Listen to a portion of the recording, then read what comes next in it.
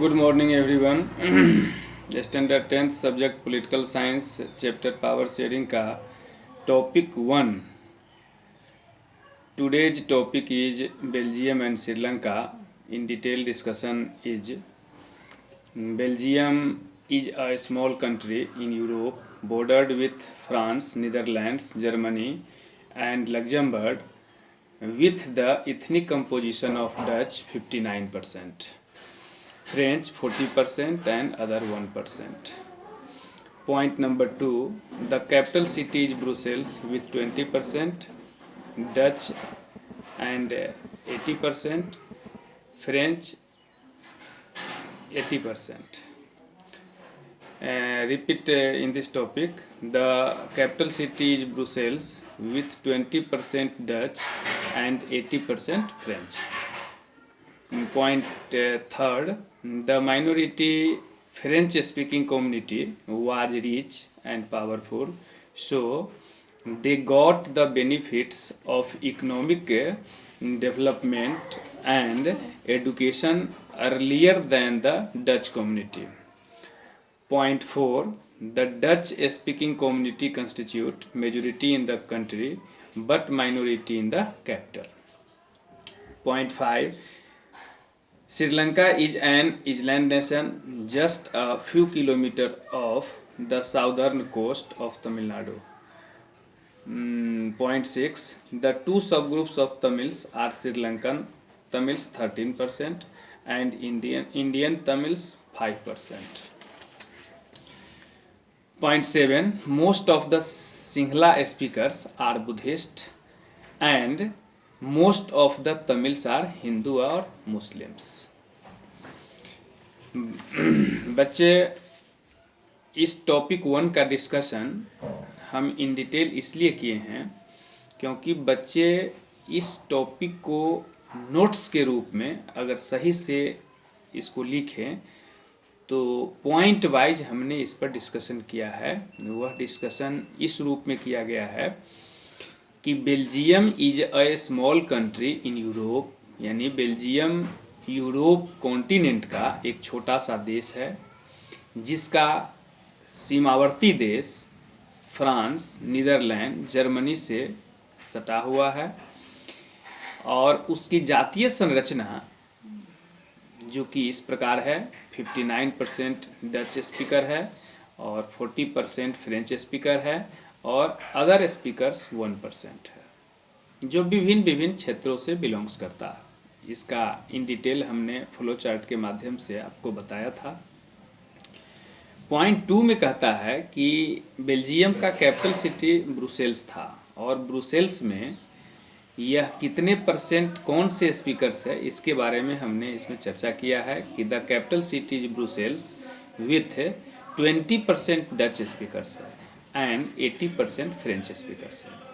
Point number 3 में इसमें हमने डिस्कशन किया है कि the minority French speaking community was rich. जो माइनॉरिटी फ्रेंच स्पीकर्स थे रिच एंड पावरफुल थे, so they got the benefits of economic development, और वह आर्थिक विकास में अपना सबसे ज़्यादा लाभ प्राप्त करना चाहते थे and education earlier than the Dutch community, जो डच कम्युनिटी से ज़्यादा शिक्षित भी थे. पॉइंट नंबर 4 में हमने बताया है कि Dutch speaking community constitute majority. Dutch speaking community जो थे वह कंट्री में मेजोरिटी में थे लेकिन कैपिटल सिटी में वह माइनॉरिटी में थे.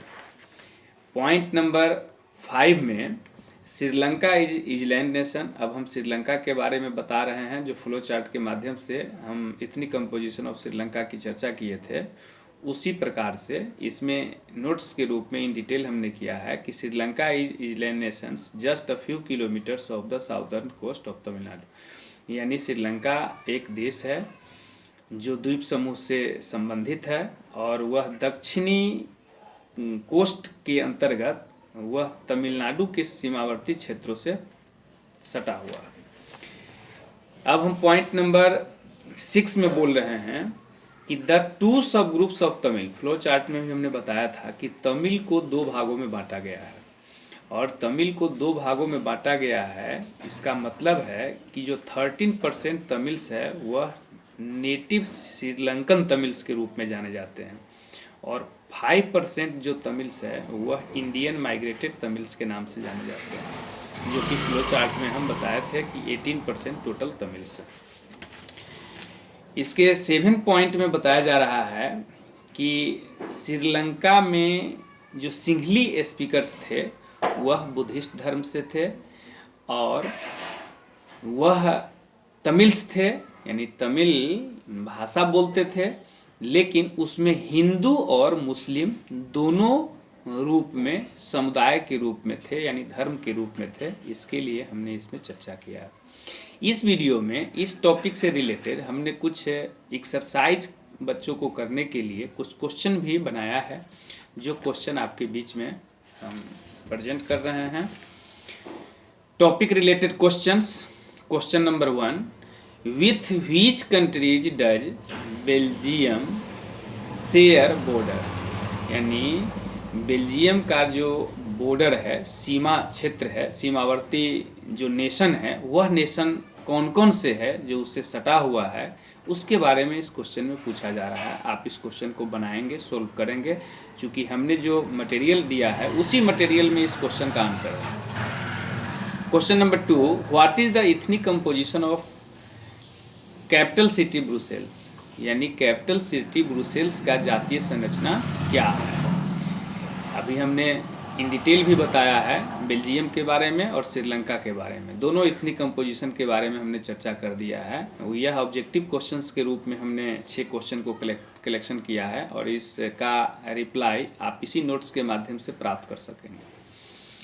क्वेश्चन नंबर 3 है कि what were the 2 languages generally speaking in Belgium, यानी बेल्जियम में जो साधारणतया 2 भाषा बोली जाती थी वो 2 भाषा क्या था, उसके बारे में चर्चा करना है। फिर क्वेश्चन नंबर 4 है डिफाइन इथनिक। अब इथनिक को डिफाइन करना है कि इथनिक क्या था, यह इसी में आपको नोट्स में क्वेश्चन का आंसर है। 5वां क्वेश्चन है कि what is the percentage German speaking people in Belgium, यानी बेल्जियम में जो जर्मन स्पीकिंग बोलने वाले लोग थे उसका प्रतिशत क्या है, इसमें आपको लिखना है। 1 वर्ड या 1 सेंटेंस में इसका आंसर होगा। Question number 6 and last, how and when was Sri Lanka recognised as the official language is Sri Lanka, यानी कहता है कि how and when was Sinhala recognised as the official language of Sri Lanka. Sri Lanka के जो भाषा था, मान्यता प्राप्त भाषा था, वह कब और कैसे प्राप्त हुआ, उसके बारे में इस क्वेश्चन का रिप्लाई करना है। तो इस वीडियो में मैं आपको टॉपिक इन डिटेल भी बताया है और इस टॉपिक से रिलेटेड क्वेश्चन भी दिया है। आप इस क्वेश्चन को सोल्व करेंगे, फिर हम नेक्स्ट वीडियो में टॉपिक 2 पर इन डिटेल डिस्कशन करेंगे। तब तक के लिए धन्यवाद।